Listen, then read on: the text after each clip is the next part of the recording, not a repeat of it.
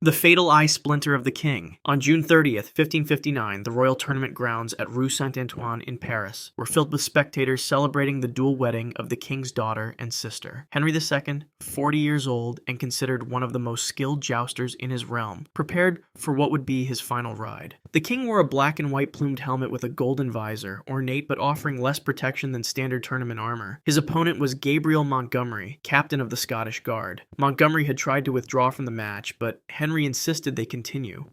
The two men charged toward each other on their third pass. Their lances collided with tremendous force. Montgomery's lance shattered upon impact. A large wooden splinter, nearly 6 inches long, penetrated the king's helmet visor. The crowd fell silent as the king remained upright in his saddle for several seconds before his body went limp. Attendants rushed to his side. When they removed his helmet, they discovered the horrific truth. The splinter had entered through his right eye, driving fragments of wood and metal into his brain. Blood poured from the wound as the king moaned in agony. Henry remained conscious. He could feel the wood embedded in his skull, pressing against his brain tissue. The royal physicians, including the famous surgeon Ambroise Paré, worked desperately to extract the fragments. Each attempt to remove the splinters caused excruciating pain. The wound quickly became infected despite their efforts. For 10 days, Henry drifted between consciousness and delirium. The infection spread deeper into his brain. The king experienced seizures, periods of paralysis, and moments of clarity where he understood his fate. The pain was constant and unbearable. By July 9th, his brain had swollen significantly, putting pressure against his skull. On July 10th, after nearly 2 weeks of suffering, Henry II of France died from the infection that had consumed his brain. His last hours were spent in agony, unable to speak or move, trapped in a body that was shutting down around him.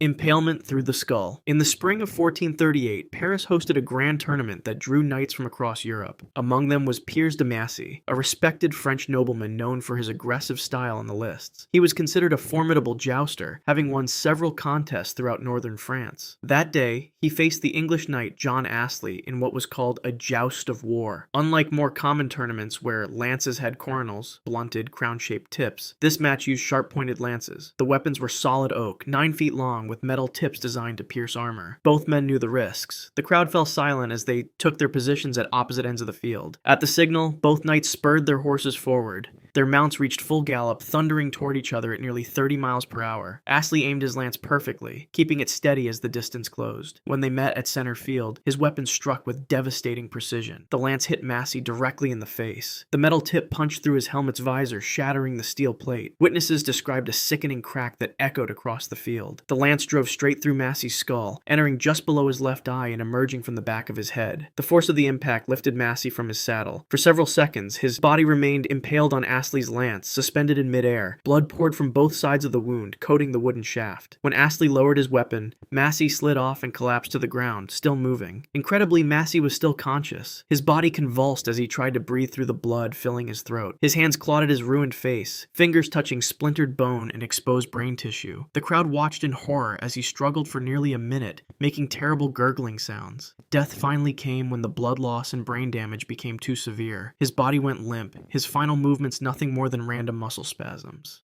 Dragged to death by a wild horse. On June 27, 1241, a forbidden tournament was held at Ware Priory in Hertfordshire, despite King Henry III's explicit ban on such events. Gilbert Marshall, the 4th Earl of Pembroke, was among the participants. At 44 years old, Marshall was an experienced nobleman but lacked the extensive tournament training of his more famous father, William Marshall. He arrived riding a magnificent Spanish stallion, a powerful but notoriously difficult animal to control. The horse was adorned with expensive trappings that marked Gilbert's status. It stood nearly 17 hands high, with powerful haunches that made it faster than most tournament mounts. Those close to the field noticed the animal was already agitated, pawing at the ground and fighting against its bit. Gilbert struggled to keep the stallion under control as they prepared to enter the lists. As he urged his mount forward, the horse reared unexpectedly. Gilbert, caught off guard by the sudden movement, was thrown from the saddle. In that moment, disaster struck. His right foot remained caught in the stirrup, a heavy iron construction designed to keep knights stable during jousting impacts. The frightened stallion bolted, dragging Gilbert across the tournament field. His head and shoulders bounced violently against the hard-packed earth. Witnesses described the sickening sound of his helmet repeatedly striking the ground. With each impact, blood sprayed from the openings in his visor. For nearly 100 yards, Gilbert was pulled helplessly behind the panicking animal. His arms flailed as he desperately tried to free himself. His armor, designed to protect against frontal impacts, now became a prison prison of metal scraping against the ground, tearing away at his flesh beneath. Other knights attempted to intercept the horse, but failed to catch the swift Spanish stallion. When the animal was finally stopped, Gilbert was still conscious. His face was unrecognizable, a mass of torn flesh and exposed bone. Blood bubbled from his mouth as he tried to speak. He remained alive for several more hours, his body broken beyond repair. Internal bleeding filled his lungs until he could no longer draw breath. As evening fell, Gilbert Marshall died from his injuries.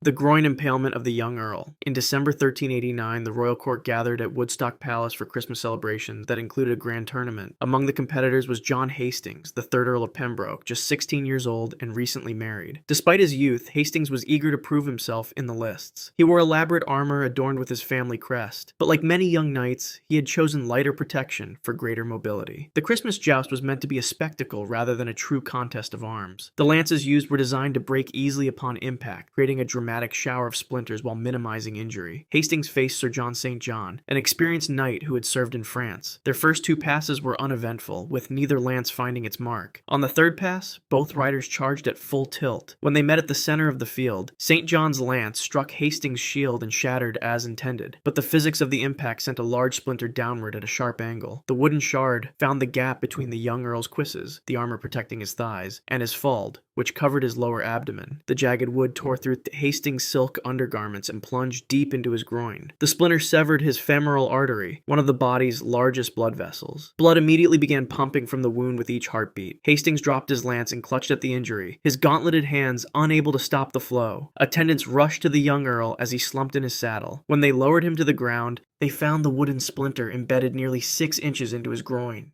Attempts to remove it only widened the wound. Blood pooled beneath him, soaking into the frozen December earth. Hastings remained conscious for several minutes, his face growing increasingly pale. He could feel his life draining away with each pulse of blood. Physicians were summoned, but arrived too late. The young Earl's eyes widened in shock as he realized his fate. He attempted to speak, but could only manage a gurgling sound as blood loss sent him into shock. Within 15 minutes of the impact, John Hastings was dead, his young body emptied of blood.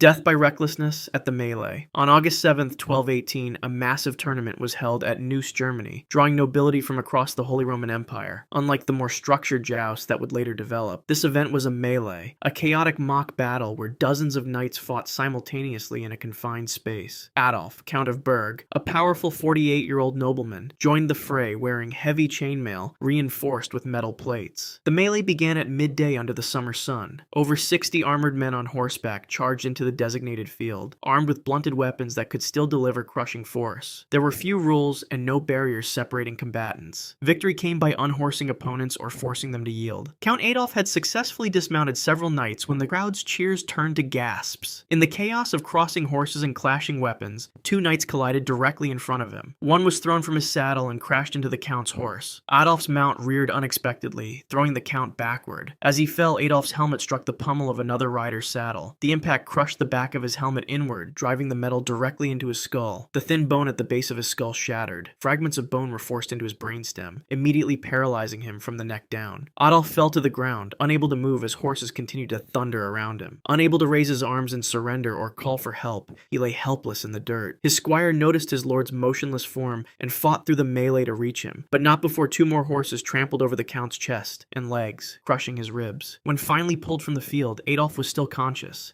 His eyes moved frantically, but he could not speak or move. Blood trickled from his ears and nose, clear signs of severe head trauma. Physicians determined his neck was broken and nothing could be done. For 6 agonizing hours, Adolf remained aware as his breathing grew increasingly labored. Each breath became more difficult as his diaphragm gradually ceased functioning. He died that evening, his lungs finally unable to draw air, his mind aware until the very end. The fatal fall of the younger Count of Guelders. On March 3, 1326, a prestigious tournament was held near Wassenberg, Germany, where the nobility of the Rhine region gathered to demonstrate their martial prowess. Among them was Count Henry VI of Guelders, a 29-year-old ruler known for his aggressive fighting style and expensive armor. His helm was particularly notable, a great bassinet with a narrow vision slit, offering excellent protection, but severely limiting his field of view. The tournament that day featured jousting with solid lances, heavier than the hollow tournament lances was used in more ceremonial events. Each weapon weighed nearly 15 pounds, capable of delivering tremendous force when combined with the weight of horse and rider. Count Henry had already won 2 matches when he prepared to face Baron Wilhelm von Jülich, a rival lord from a neighboring territory. As the two knights charged toward each other, Henry's mount stumbled slightly, throwing off his aim. Wilhelm's lance struck the Count's shield at an awkward angle, glancing upward toward his helmet.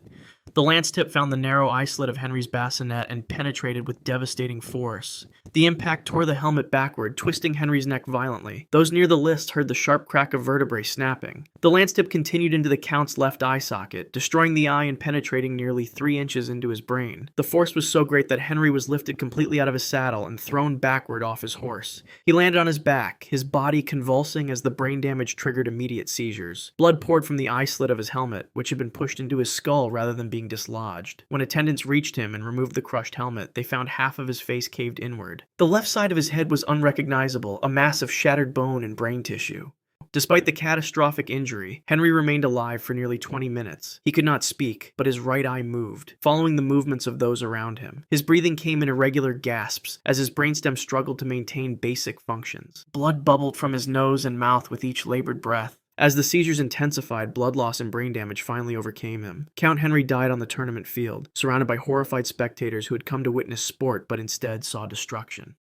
The Lord killed for an enemy's horse. On May 19, 1300, a tournament was held at Salisbury, England, drawing knights from across Britain. William, a minor Scottish noble from the powerful Douglas clan, rode into the lists that day, unaware of the grudge held against him. He sat atop a magnificent black destrier, a warhorse standing 17 hands high and weighing over 1,400 pounds. His armor was simple compared to the English knights, but his horsemanship was exceptional. Among the spectators was Sir Robert de Ros, an English baron whose lands had been raided by Douglas's men the previous year. The raid had cost de Ros several valuable horses and the life of his cousin. Tournament rules strictly forbade the settling of real grievances in the lists, but de Ros had planned his revenge carefully. William rode against 3 English knights successfully. Before his 4th match, de Ros approached the weapon master and quietly exchanged the blunted lance for a sharpened one. As William prepared for his next joust, de Ros rode into the lists unexpectedly. Officials shouted for him to withdraw, but he charged directly toward Douglas. Instead of aiming for the Scottish lord, de Ros drove his sharpened lance directly into the chest of William's horse. The weapon penetrated the animal's heart, killing it instantly. The massive destrier collapsed forward, its legs buckling beneath its weight. William, caught completely unprepared, was thrown violently over the horse's head. His momentum carried him forward while his feet remained briefly caught in the stirrups. His body rotated in midair, causing him to land headfirst on the packed earth. The weight of his armor drove his helmeted head downward with crushing force. Witnesses heard the sickening crack of his neck breaking on impact. The collapse of his horse was not yet complete. As William lay paralyzed on the ground, the massive destrier's body continued its forward momentum and rolled directly over him. The weight of the dying animal, over half a ton, crushed William's chest beneath it. William remained conscious through the initial impact. He could feel his ribs splintering as the horse's weight compressed his chest. His lungs collapsed, making each breath a desperate, futile gasp. Blood filled his mouth as internal hemorrhaging accelerated. His eyes remained open, fixed in a horrified stare as he suffocated, unable to move or cry out. Within minutes, William died, his body broken beyond recognition beneath his fallen mount.